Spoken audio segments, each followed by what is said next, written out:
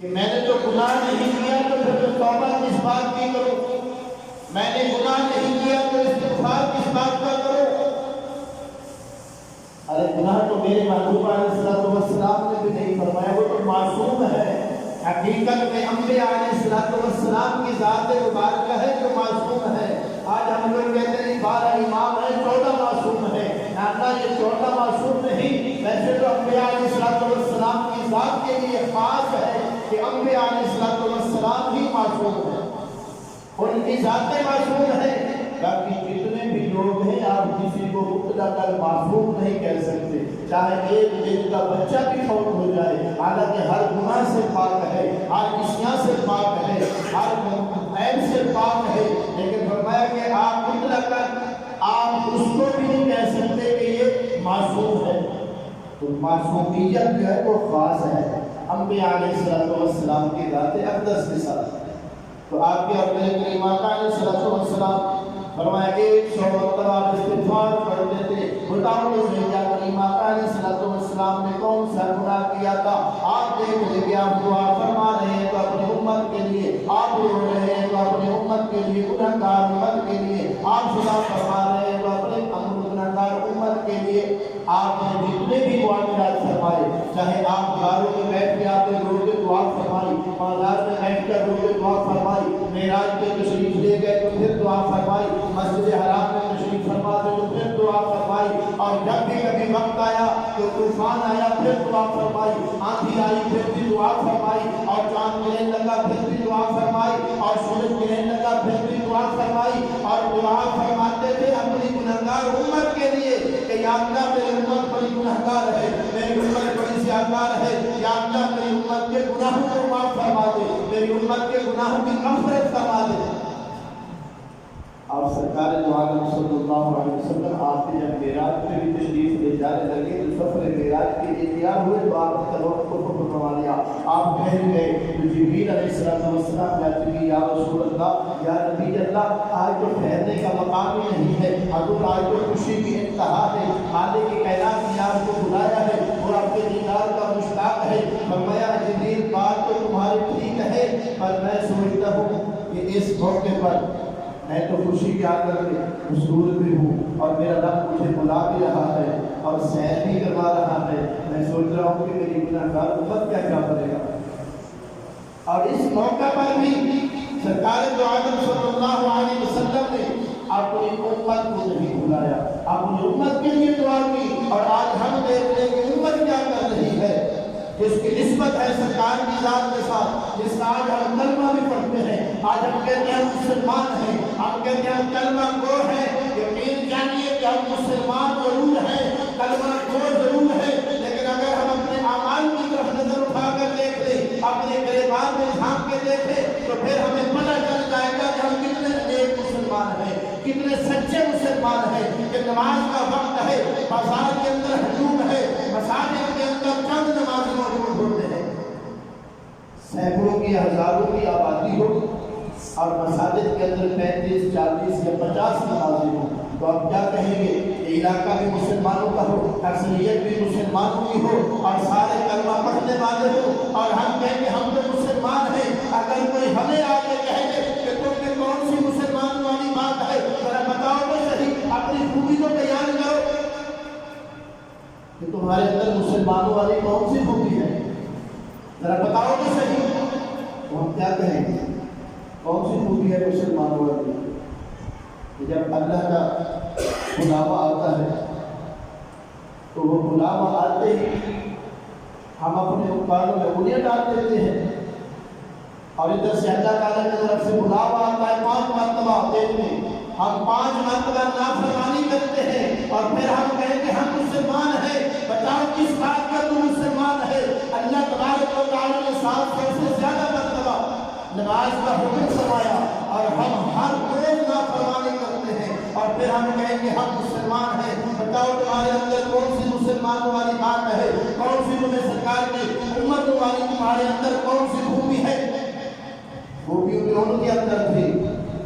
کہ جب لوگ دیکھتے تھے دور سے پتہ چل جاتا تھا کہ یہ سرکار کا غلام آ رہا ہے۔ قربان جائے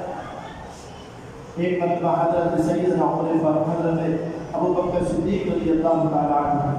آپ کا دور خلافت ہے، آپ امیر المومنین ہیں، آپ خلیفۃ المسلمین ہیں، آپ کے دربار میں حضرت عمر فاروق بھی تشریف فرما ہے، حضرت عثمان بھی تشریف فرما ہے، حضرت مولا علی بھی تشریف فرما ہے، حضرت ابو ہریرہ بھی تشریف فرما ہے، دیگر صحابہ بیٹھے ہوئے ہیں۔ آپ نے فرمایا لوگوں مجھے ذرا پیاس لگی ہے،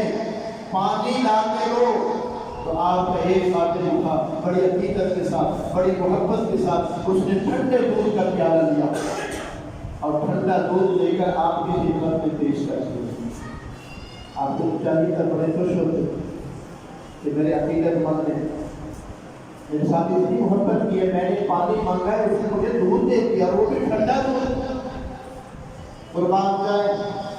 سیدنا صدیق اکبر رضی اللہ تعالیٰ عنہ، آپ کی خدمت میں جب ایک غلام نے دودھ کا پیالہ پیش کیا اور پھر وہ بھی ٹھنڈا دودھ ہے جس کا پینا بھی ثواب ہے اور پینے کے لیے حکم بھی دیا گیا ہے، منع نہیں فرمایا گیا، لیکن قربان جائے آپ کی ذات اللہ برکات پر جب آپ نے پیالہ پکڑا، آپ نے منہ کے قریب کیا، پھر پیالہ ہٹا دیا، وہ قطار رونے لگ گئے۔ حضرت عمر فاروق اور دیگر صحابہ نے عرض کی، اے خلیفۃ المسلمین امیر المومنین، آپ نے کیوں رونا شروع کر دیا ہے؟ حضور آپ نے پانی مانگا ہے اور خادم نے دودھ کا پیالہ پیش کر دیا ہے۔ آپ نے فرمایا مجھے وہ بات یاد آ گئی ہے، کملی والے آقا صلی اللہ علیہ وسلم آپ کہیں نہ تناول نہیں فرماتے تھے، آپ نمون بھی نوش نہیں فرماتے تھے، حالانکہ آپ سے جو حساب و کتاب بھی اللہ نے نہیں لینا تھا، صدیق سے تو حساب و کتاب لینا ہے۔ فرمایا کہ میں اتنا دودھ کا پیالہ پیوں، پھر میں اللہ کی بارگاہ میں جواب بھی تو دینا ہے۔ آپ نے وہ پیالہ ہٹا کے رکھ دیا، فرمایا دودھ نہیں پینا، مجھے پانی لا کے دو۔ تو دل میں خیال تو ہو، اپنے اندر احساس تو پیدا کر۔ تمہارے تو دل میں اتنا احساس بھی نہیں کہ ماہ رمضان کا مہینہ ہے اور دوسرے عام سگریٹ نوشی کر رہا ہے، تیرے اندر تو احساس بھی نہیں کہ ماہ رمضان کا مہینہ ہے اور دوسرے عام پان بھی کھا رہا ہے، تیرے اندر تو اتنا احساس بھی نہیں کہ اللہ کا مقدس مہینہ آیا ہے اور میں اس مہینے کی بے حرمتی کر رہا ہوں۔ اور یہ جو لیلۃ القدر کی رات، کچھ لوگوں نے کہا کہ 27ویں رات کو ہے، حضرت ابی بن مقام رضی اللہ تعالیٰ عنہ، مقام ابی رضی اللہ تعالیٰ عنہ، آپ فرماتے ہیں کہ میں قسم فرماتا تھا ہر مہینے، اور جب بھی لیلۃ القدر نصیب ہوتی تھی تو 27ویں رات کو ہوتی۔ حضرت باجد الاسلامی رحمۃ اللہ تعالیٰ علیہ، آپ نے بھی فرمایا کہ 2 بار مجھے بھی شب قدر نصیب ہوئی تو 27ویں رات کو ہوئی، لیکن تمہارے اور میرے نبی صلی اللہ علیہ وسلم نے فرمایا تاک راتوں میں تلاش کیا کرو، تو کل کی ابھی تاک رات ہے۔ حدیث مبارکہ میں آتا ہے سرکار دو جہاں سیاح جامعہ شفیع مجرمہ صلی اللہ تعالیٰ علیہ وسلم، آپ نے فرمایا کہ جب لیلۃ القدر کی رات ہوتی ہے تو میں اللہ تبارک و تعالیٰ کے فرشتے، مالک کائنات کے فرشتے جو اللہ تعالیٰ کی رحمتیں لے کر آتے ہیں، اور فرمایا کہ وہ اللہ کے نیک بندوں میں وہ رحمتیں بانٹ دیتے ہیں اور پھر رحمت بچ جاتی ہے، کیونکہ اللہ کی رحمت تو بے پایہ ہے، ہر چیز پر غالب ہے، اس کی رحمت اللہ محدود ہے، ہر چیز محدود ہے لیکن اس کی رحمت لا محدود ہے۔ تو سرکار کو جہاں صلی اللہ علیہ وسلم نے ارشاد فرمایا، جس حضرت امام بخاری رحمۃ اللہ علیہ نے نقل فرمایا ہے، آپ فرماتے ہیں جب وہ فرشتے تشریف لاتے ہیں اپنے پاس رحمتیں لے کر آتے ہیں، پھر اتنی رحمتیں لے کر آتے ہیں، اتنی رحمتیں لے کر آتے ہیں کہ اللہ کے نیک بندوں میں وہ رحمتیں تقسیم کر دیتے ہیں، رحمتیں بانٹ دیتے ہیں، اور جب رحمتیں بچ جاتی ہیں پھر عرض کرتے ہیں یا اللہ اب ہم کیا کریں، تیری رحمت بچ گئی ہے، تیری رحمت زیادہ ہے، بندے کم ہیں، مخلوق کم ہے، تیری رحمت زیادہ ہے۔ پھر اللہ تبارک و تعالیٰ فرماتا ہے پھر اب ایسا کرو، جو غیر مسلموں کے گھر میں بچے پیدا ہوئے، کافر کے گھر بچہ پیدا ہوا، مشرک کے گھر بچہ پیدا ہوا، منافق کے گھر بچہ پیدا ہوا، تو آپ فرماتے ہیں کہ اللہ رب الجلال نے ارشاد فرمایا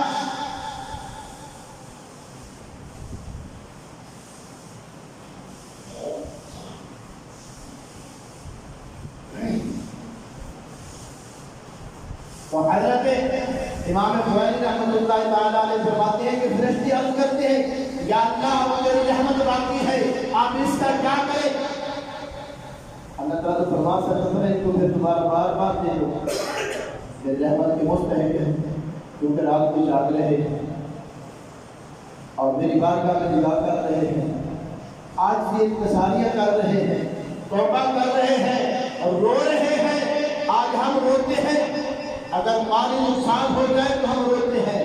دنیا کا نقصان ہو جائے ہم روتے ہیں۔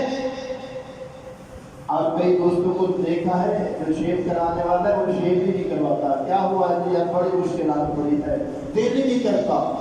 اب شیو کروانے کو دل نہیں کرتا، کپڑے تبدیل نہیں کر رہا کہ کپڑے تبدیل کرنے کی کپڑے تبدیل کرنے کو دل نہیں کرتا، یا نہا دھونے لیکن نہانے دھونے کو دل نہیں کرتا۔ کہیں ہوا کیا ہے وہ کہتا ہے بڑا نقصان ہو گیا ہے، مالی نقصان ہو گیا ہے، بڑا خسارے میں چلا گیا ہے، اب نہ نہانے کو دل کرتا ہے، نہ شیو کرانے کو دل کرتا ہے، نہ کپڑے تبدیل کرنے کو دل کرتا ہے، نہ کسی سے بات چیت کرنے کو دل کرتا ہے، نہ کھانے اور پینے کو دل کرتا ہے۔ احباب اسی وقار حضرت اعلیٰ حضرت امام البرکت مجدد الدین ملت مولانا شاہ احمد اللہ خان فاضل بریلوی رحمۃ اللہ علیہ، آپ کا گزر ہوا تو دیکھا کہ ایک بندہ رو رہا ہے، کہا کیوں رو رہا ہے؟ کہنے لگا کہ میرا بڑا نقصان ہو گیا ہے۔ آپ نے فرمایا یار تو دنیا کے مال کے لیے رو رہا ہے؟ سرکار اور کس لیے رو؟ فرمایا تو رو کہ تجھ سے تیری نماز چھوٹ گئی ہے، ارے تو رو تو پھر نیکی نہیں کر سکا، ارے تو رو اپنی کوتاہیوں پر، اور تو رو کہ تو اپنے والدین کی خدمت حق نہیں ادا کر سکا، رو ضرور لیکن اللہ کی بارگاہ میں اس طرح رو، اپنے مال پر نہ رو بلکہ اپنی کوتاہیوں پر رو۔ تو اس شخص نے آگے سے جواب دیا حضور اب میں کیا کروں، اب اس بات پہ بھی مجھے رونا نہیں آتا، نماز چھوٹ جائے رونا نہیں آتا، روزہ چھوٹ جائے رونا نہیں آتا، زکوٰۃ چھوٹ جائے رونا نہیں آتا، صدقہ چھوٹ جائے رونا نہیں آتا، ماں باپ کی خدمت نہیں کی رونا نہیں آتا، بیوی کے حقوق ادا نہیں کیے رونا نہیں آتا، ہمسائے کے حقوق ادا کیے رونا نہیں آتا، سرکار مجھے رونا ہی نہیں آتا۔ تو آپ نے فرمایا اے کملیا تیرے رونے کے لیے کیا اتنا کافی نہیں کہ تو اپنے کیے پر روتا ہی نہیں؟ تو اللہ کی بارگاہ میں اپنے اندر احساس پیدا کر، پھر دیکھ کے تجھے رونا آتا ہے کہ نہیں ہوتا۔ اب احساس پیدا کر، تو نیکوں کی خدمت میں بیٹھ، کسی غم والے کی خدمت میں بیٹھ، درد والوں کے پاس بیٹھ، پھر دیکھ کے تمہیں درد ملتا ہے کہ نہیں ملتا، پھر غم ملتا ہے کہ نہیں ملتا، پھر تجھے رونا آتا ہے کہ نہیں آتا، پھر تو اتنا روئے گا کہ تیرے آنسو ختم ہو جائیں گے روتے روتے، تو پھر کبھی نہیں کہے گا کہ مجھے رونا نہیں آتا۔ تو اپنے کیے پہ کبھی اپنے اندر احساس کو پیدا کر، جب ہمارے اندر احساس ہی نہیں ہے، ہر چیز چھوٹ گئی، ہمارا احساس ختم ہو گیا، تمہارے اور میرے کریم آقا علیہ السلام نے اتنی بڑی خوشخبری عطا فرمائی تھی کہ جس خوش نصیب کو رمضان کا مہینہ مل جائے اور وہ رمضان کے مہینے کو راضی نہ کر سکے، ادب و احترام نہ کر سکے، اس کے روزے نہ رکھ سکے، تو فرمایا وہ شخص ہلاک ہو گیا، برباد ہو گیا، تباہ ہو گیا۔ اور تمہارے میرے کریم تو ہر وقت روتے ہی غم امت کے لیے تھے، اپنا تو ان کو غم ہی نہیں تھا، لیکن قربان جائے حضرت ام المؤمنین ام عائشہ صدیقہ رضی اللہ تعالی عنہا، آپ فرماتی ہیں کہ کریم آقا علیہ السلام جب بھی گھر میں تشریف لاتے، اپنے دل دولت میں تشریف لاتے، اندر تشریف لاتے تو مسکراتے ہوئے تشریف لاتے ہیں۔ آپ فرماتی ہیں میں نے عرض کی یا رسول اللہ یا حبیب اللہ صلی اللہ علیہ وسلم، آپ جب بھی گھر میں تشریف لاتے ہیں تو آپ ہنستے اور مسکراتے ہوئے تشریف لاتے ہیں، حالانکہ آپ کو پوری امت کا غم تھا۔ آپ کو غم ہوگا تو اپنے بیوی بچوں کا ہوگا، اپنے اہل و عیال کا ہوگا، اپنے بہن بھائیوں کا ہوگا، کسی کو اپنے خاندان کا ہوگا، کسی کو اپنی برادری کا ہوگا، لیکن قربان جائے کریم آقا علیہ السلام کی ذات اقدس کو آج جو غم تھا تو پوری امت کا غم تھا، لیکن آپ پوری امت کا غم لے کر بھی جب آپ اپنے گھر میں تشریف لے جاتے تو آپ ہنستے مسکراتے ہوئے تشریف لے ले जाते। हज़रत अम्मा आयशा सिद्दीक़ा फरमाते जब मैंने अर्ज़ की हज़ूर आप घर में तो बड़े तबस्सुम फरमाते हुए आते हैं, हालांकि आप इतने गमगीन भी होते हैं, आप परेशान भी होते हैं, पूरी उम्मत का गम भी आपके पास होता है। तो आपने फरमाया शाह मैं चाहता हूँ कि हर वक्त जब भी अपने घर में आए, चाहे वो जितना परेशान हो, जितना मुश्किल में हो, जितना मुसीबत में हो, वो सारे दुख दर्द महल छोड़कर अपने घर में आए, अपने बच्चों के साथ, अपने बीवियों के साथ आकर खुशगवार मूड में बात करें। आज हमें जरा सी तकलीफ हो जाए, सारा गुस्सा टीवी पे झाड़ देते हैं, सारा गुस्सा बच्चों पे झाड़ देते हैं। तुम्हें पता नहीं मैं सारा दिन का परेशान हो के आया हो, बाहर से भी परेशान हो के आया हो, घर आके भी वही मामलात होते हैं। अरे मेरी मांग अलैहिस्सलाम की सीरत मुबारक को देखो, सरकार की सुन्नत मुबारक को देखो, पूरी उम्मत का गम लेकर भी आप जब घर तशरीफ लाते हो मुस्कुराते हुए तशरीफ लाते। तो ये महीना माह रमज़ान मुबारक का महीना, तो मैंने आज का कहा था वो हदीस मुबारक जब फरिश्ते रहमतें बांट देते, फिर आज तक याद था अब कुछ रहमतें अभी बच गई हैं, अब इसका क्या करना है। अल्लाह तबारक व तआला इरशाद फरमाता है कि फिर इस रहमत को काफिरों में बांट दो, मुशरिकों में बांट दो, मुनाफिकों में बांट दो। या अल्लाह मुशरिक कौन सा, वो तो शिरक करने वाला है। या अल्लाह वो तो मुझे एक मानता ही नहीं, वो तो मुझे वहदहू ला शरीक भी नहीं मानता।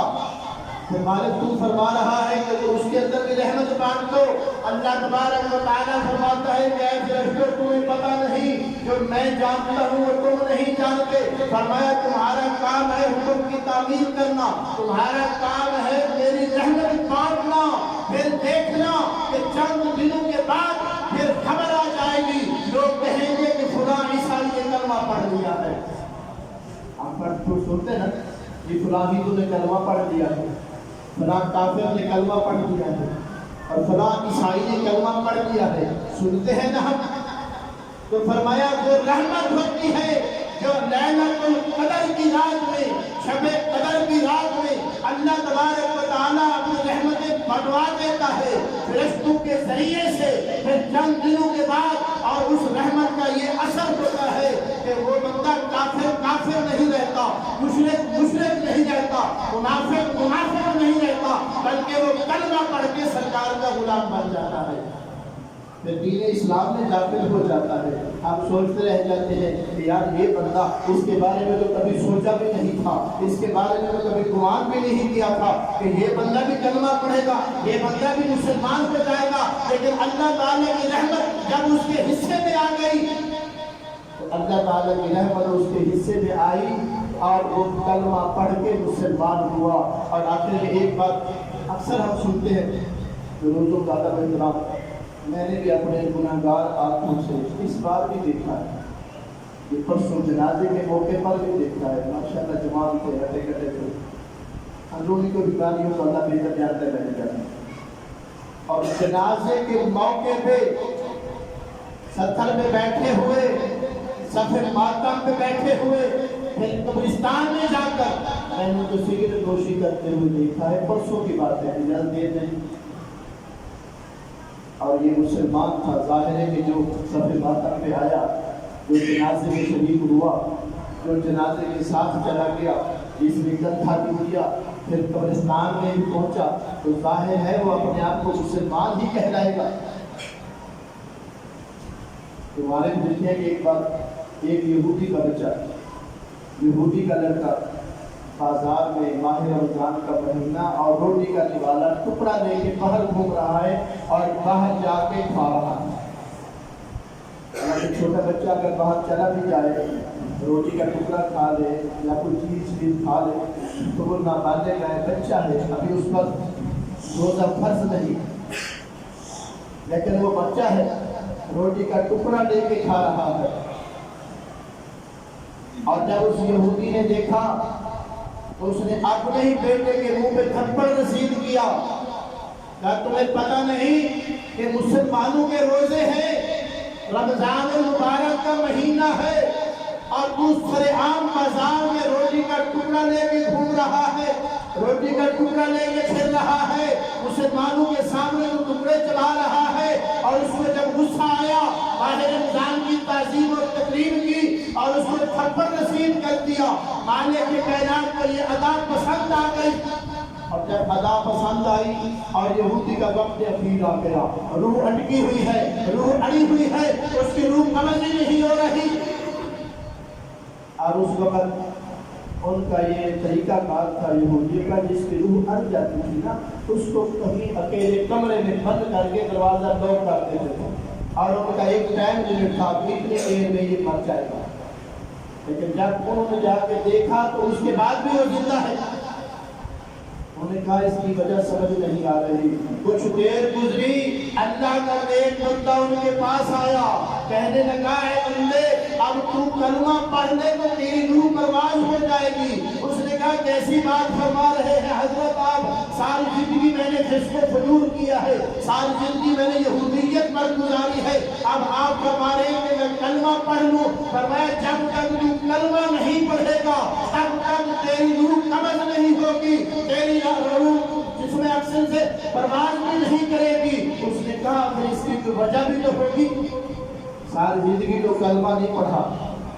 ساری زندگی میں یہودیت پہ گزار دی، اب آپ فرما رہے ہیں میں کلمہ پڑھ لوں، تو آپ نے فرمایا مجھے اللہ کی طرف سے حکم آیا ہے،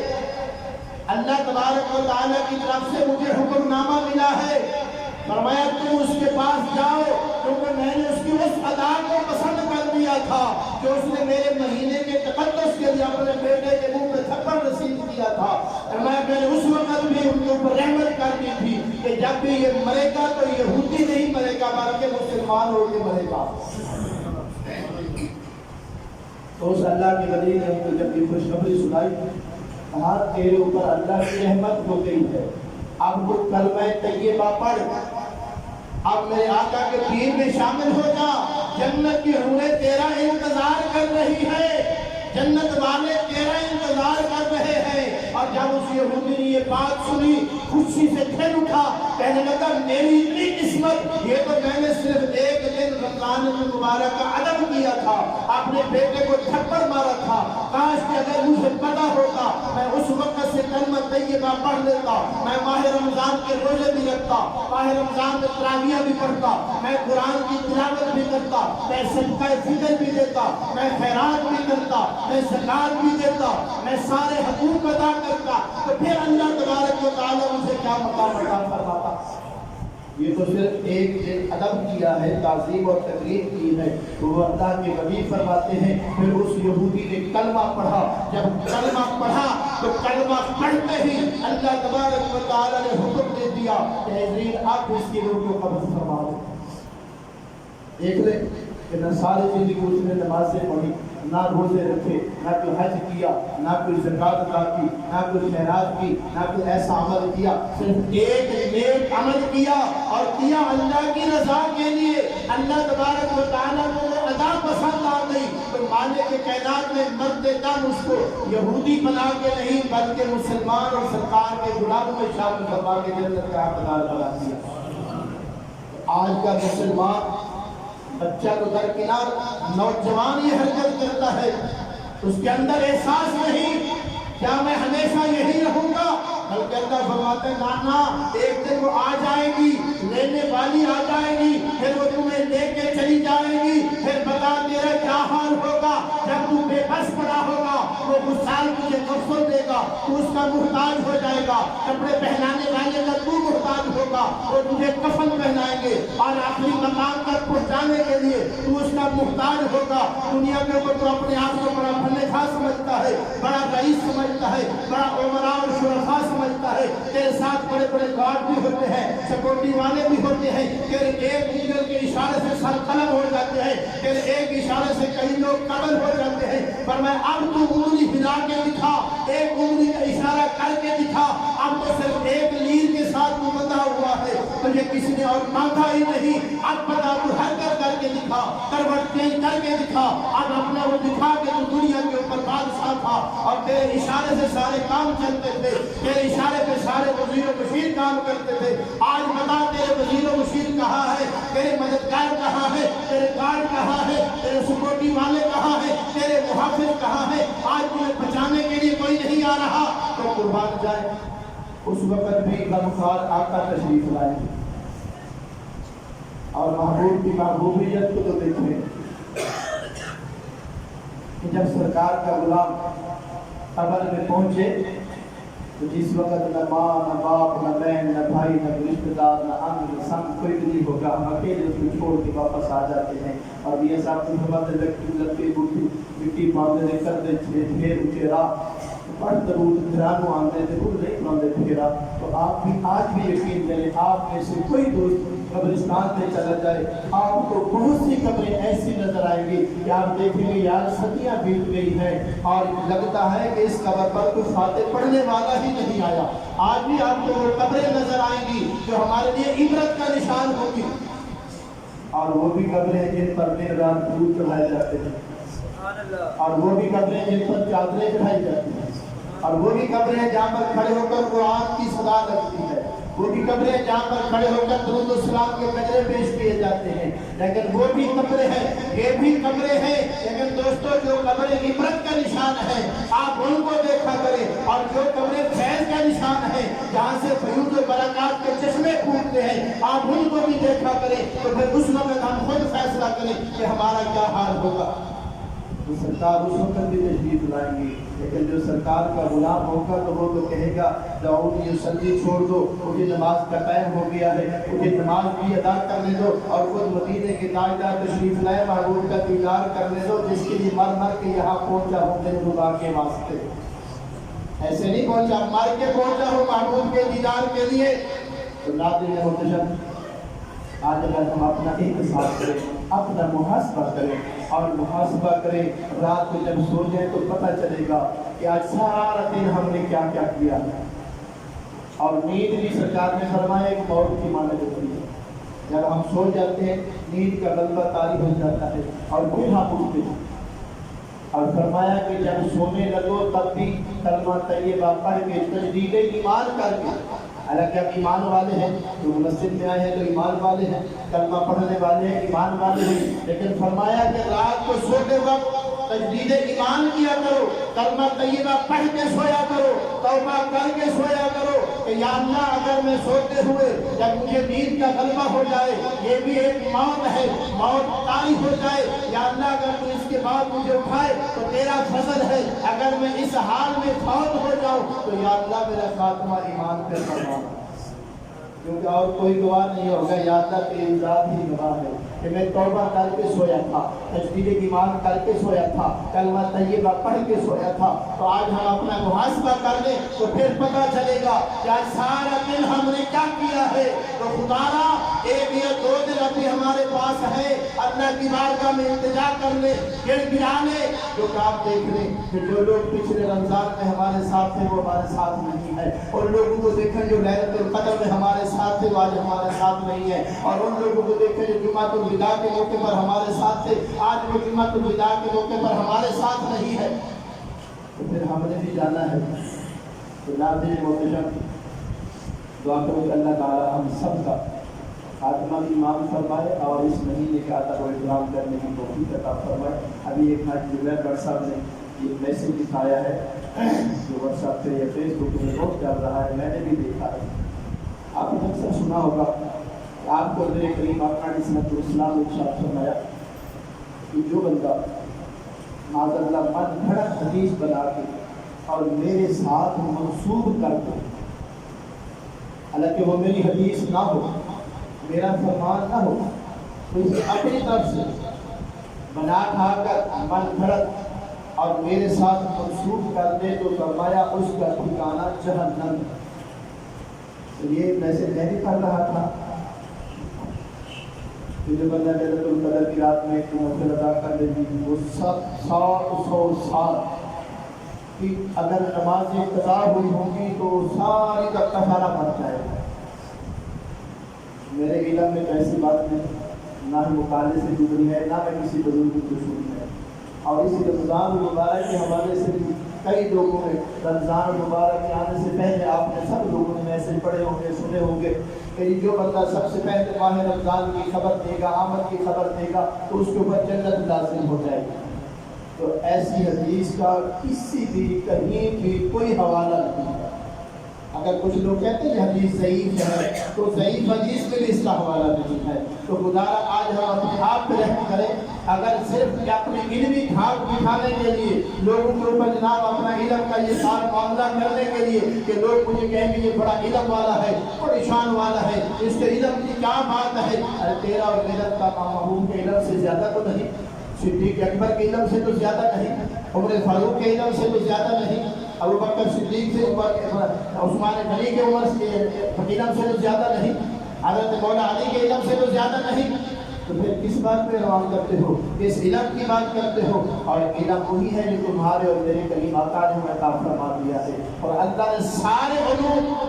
اپنے محبوب کو عطا فرمائے ہیں۔ وَعَلَّمَكَ مَا لَمْ تَكُنْ تَعْلَمْ وَكَانَ فَضْلُ اللَّهِ عَلَيْكَ عَظِيمًا۔ پانچویں پارے میں محبوب جو علم آپ کو تھا وہ بھی تھا، لیکن وَعَلَّمَكَ مَا لَمْ تَكُنْ تَعْلَمْ، جتنے بھی علوم تھے محبوب میں نے سارے انہیں عطا فرما دیے ہیں، اور جو کچھ جب سے دنیا بنی تب سے لے کر آج تک اور جو کچھ قیامت تک ہونے والا ہے، اے محبوب میں نے تمہیں سب کچھ کا علم بھی عطا فرما دیا ہے، تمہیں سب کچھ دکھا بھی دیا ہے۔ مگر میری ذات کن فیکون ہے اور تیری ذات ما کان و ما یکون ہے۔ اگر میں کہوں کن ہو جا فیکون وہ بھی کچھ ہو جاتا ہے، تو میں تیری ذات وہ ذات ہے جو کچھ ہو گیا تھا تو وہ بھی جانتا ہے، جو ہونے والا ہے وہ بھی جانتا ہے۔ یہ اللہ نے اپنے محبوب کو شان عطا فرمائی، باقی شان ساری اللہ کی ہے، علوم اللہ کی ہے، اور قدرت اللہ کی ہے، اور اللہ تبارک و تعالیٰ جب چاہتا ہے، جس سے چاہتا ہے، جس وقت چاہتا ہے، جتنا چاہتا ہے اسے عطا فرما دیتا ہے۔ ولیوں کو بھی اللہ عطا فرماتا ہے، وہ طاقت اللہ کی ہوتی ہے، نبیین کا معجزہ وہ طاقت اللہ کی ہے۔ تو ناظرین محترم، خدا نہ اپنے آپ سے کوئی حدیث نہ بنا لیا کرے، کوئی ایسی بات نہ کر دیا کرے جس سے ہماری بخشش بھی نہ ہو۔ اور یہ فیس بک پر تو اتنے معاملات آتے ہیں، سوشل میڈیا پر کہ معاذ اللہ استغفر اللہ، کہ پتہ نہیں کہ ہماری بخشش بھی ہو سکے گی کہ نہیں ہو سکے گی۔ ایک ایپ ڈھونڈ کر ہم فیس بک پر ڈال دیتے ہیں، پھر سوشل میڈیا پر ڈالتے ہیں۔ یقین جانیے اتنے ایپ آپ کو لوگوں کو نظر آئیں گے کہ ہم اپنے ایپ بھی نہیں دیکھتے، بس پھر لوگوں کے ایپ ہی دیکھتے رہ جاتے ہیں کہ ان کے بڑے ایپ ہیں، فلاں کے اندر بڑا ایپ ہے، فلاں کے اندر بڑا ایپ ہے، اپنا ایپ تو نظر ہی نہیں آتا۔ ارے لوگوں کے ایپوں سے نظر ہٹائیں گے تو اپنا ایپ نظر آئے گا۔ تو میاں صاحب رحمۃ اللہ علیہ نے فرمایا برے بندے کو میں نہ پڑھ چلیا تو برا نہ لگا کوئی، یہ تو میں اپنے بڑے ساتھی پائی تو میرے تو برا نہ لگوئی۔ کبھی اپنے آپ کی طرف بھی دیکھ لے، پھر پتہ چلے گا کہ ہم کتنے نیک ہیں، دنیا کتنی بری ہے۔ تو ہمارے علاقے میں کیونکہ اتوار یا پیر شریف کو عید الفطر کا دن ہے، اور انشاءاللہ سبزہ عید الفطر کی نماز مسجد کے اندر بھی ہوگی، مسجد کے باہر بھی ہوگی، اور خوب انشاءاللہ بڑھ ٹھن کر یہ زینت کے ساتھ